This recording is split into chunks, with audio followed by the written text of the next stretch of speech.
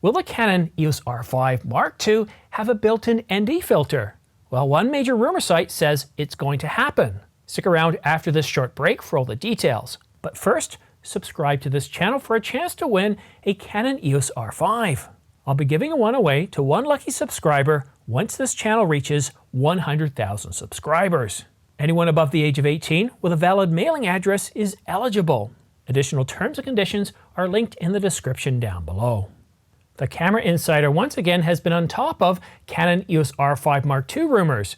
Today, they published a story about the Canon EOS R5 Mark II having an internal ND filter, saying it is now being said that the Canon EOS R5 Mark II will have a built-in ND filter, which is one of the more requested features that people would like to see in Canon EOS R bodies.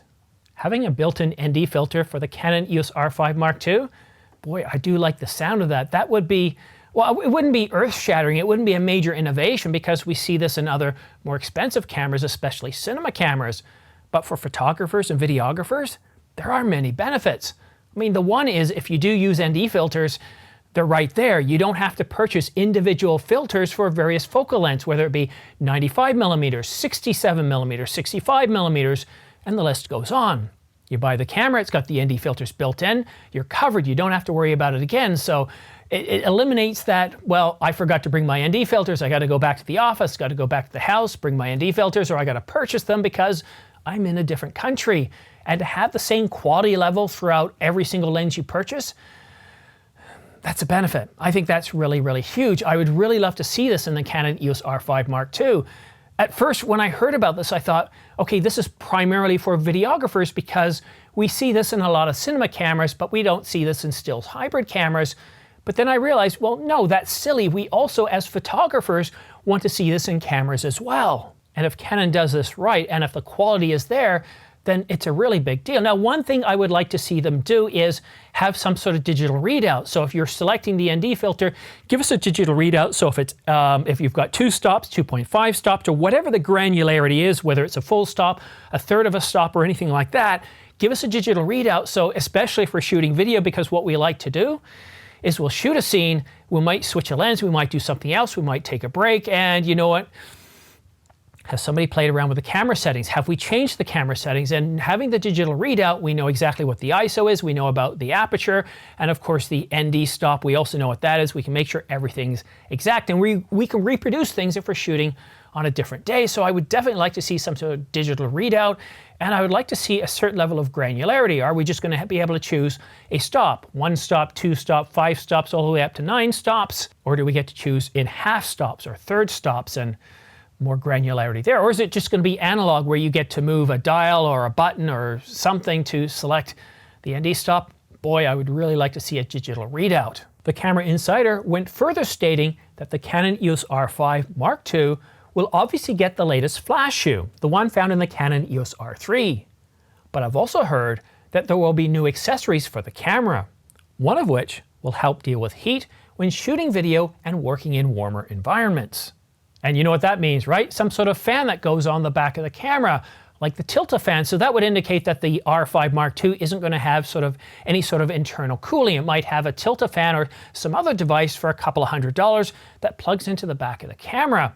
What do you think? Does this make sense to you? I know what you're thinking. You're thinking that, wouldn't this make sense to put in the Canon EOS R5 Mark II, the cinema version?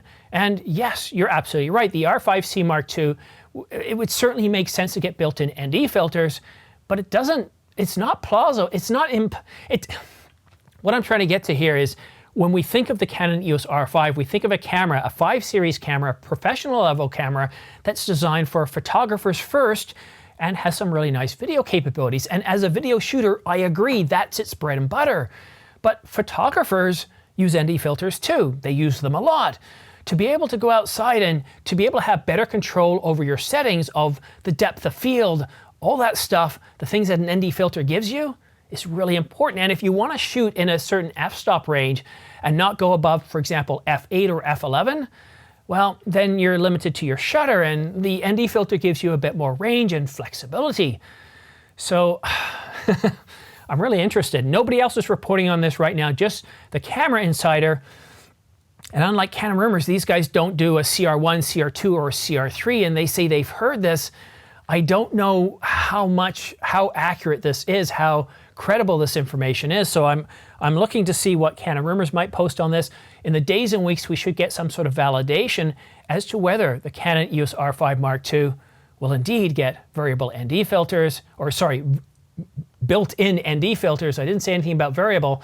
I'm curious to see how they do it.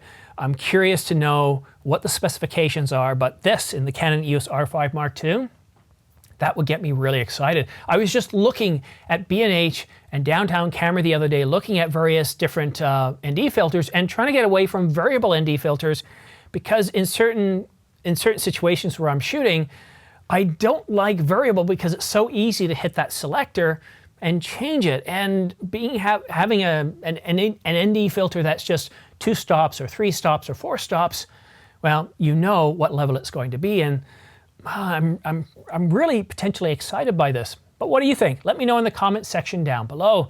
And if you want to stay up to date on all the latest camera gear news and rumors, specifically regarding the Canon EOS R5 Mark II, then you know what to do. Go ahead and click that subscribe button and choose all notifications. And if you've been watching this channel for an awfully long time and you've held off subscribing, come on, please click it. Go ahead and touch it.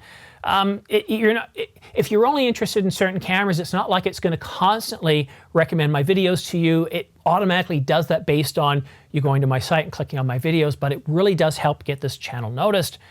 And if you want to stay up to date on minor news and rumors, all that stuff that isn't quite big enough to have its own separate video, pricing information, today, I believe, was it yesterday or today? It's either yesterday at midnight or today at midnight is the last day for Build Expo sales. And we're seeing prices on the Canon EOS R5, including the battery grip, that basically dropped the price of this camera down to $2,795. Pretty impressive. The Canon EOS R3, $1,000 off. And we also see a lot of deals on lenses, and some of the lenses are up to $600 off. And we're seeing deals on Sony, Panasonic, Fujifilm, just an incredible, it's just amazing. And that's it. This is their 50th anniversary sale, so you're not going to see this every year. If you haven't taken a look, go ahead and take a look. I've got the affiliate links down below in the description, and of course right on the screen here. Really incredible deals. I don't think we're going to see these deals beat on Black Friday.